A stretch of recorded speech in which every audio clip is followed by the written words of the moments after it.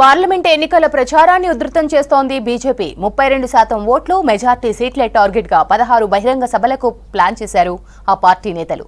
ప్రచారానికి జాతీయ నేతలను ఆహ్వానించారు.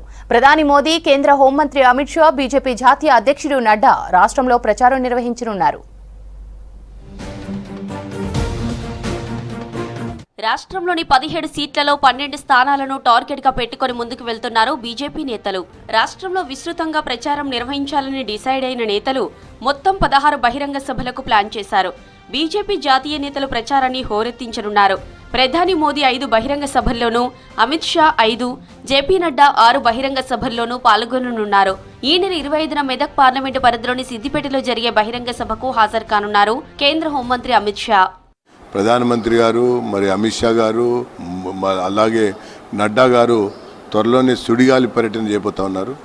మరి ఈ రాష్ట్రంలో కాంగ్రెస్కి నూకలు చెల్లినాయన్నటువంటి ఒక అభిప్రాయం జనంలో రోజు రోజుకి బలపడతా ఉన్నది.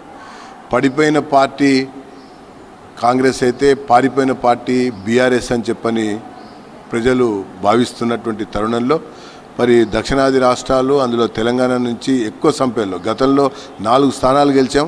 ఈసారి ఎట్టి పరిస్థితుల్లో కూడా 12 స్థానాలని లక్ష్యంగా పెట్టుకొని ముందుకు పోవాలని చెప్పని బీజేపీ ప్రణాళిక రూపొందించింది. దాంట్లో భాగంగా ఈ జాతీయ నాయకుల యొక్క పర్యటన మరి ప్రారంభం కాబోతుందని చెప్పని పేర్కొంటూ, మరోవైపు బీజేపీ అభ్యర్థుల నామినేషన్లు కొనసాగుతున్నాయి. రాష్ట్ర ముఖ్య నేతలతో పాటు కేంద్ర మంత్రులు నామినేషన్ కార్యక్రమానికి హాజరవుతున్నారు. ర్యాలీలో పాల్గొంటూ కేంద్ర పథకాలను వివరిస్తూ బీజేపీ అభ్యర్థులను గెలిపించాలని కోరుతున్నారు. వీధి సమావేశాలు మరొక వైపున జరుగుతూ ఉన్నాయి. మహిళలు ప్రత్యేక కార్యాచరణతో ఇంటికెళ్ళి బొట్టు పెట్టి ఓటు అడగటం ఇంకొక వైపున జరుగుతుంది.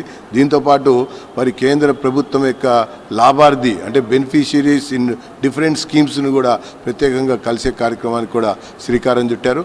పూర్తి విశ్వాసం ఉంది ఈ రాష్ట్రంలో మరి గణనీయంగా గెలుస్తామని, ప్రజల యొక్క అభిమానంతో మరొకసారి మోడీ ప్రభుత్వాన్ని ఏర్పాటు చేస్తామని చెప్పని తెలియజేస్తారు. 2019 పార్లమెంటు ఎన్నికల్లో ఆదిలాబాద్, నిజామాబాద్, కరీంనగర్, సికింద్రాబాద్ పార్లమెంటు సీట్లను గెలుచుకుంది బీజేపీ. 20% మేర ఓట్లు వచ్చాయి. అయితే ఇప్పుడు 32% ఓట్లతో 12 ఎంపీ సీట్లు గెలవాలని టార్గెట్ పెట్టుకుని ప్రచారం చేస్తున్నారు కమలం నేతలు.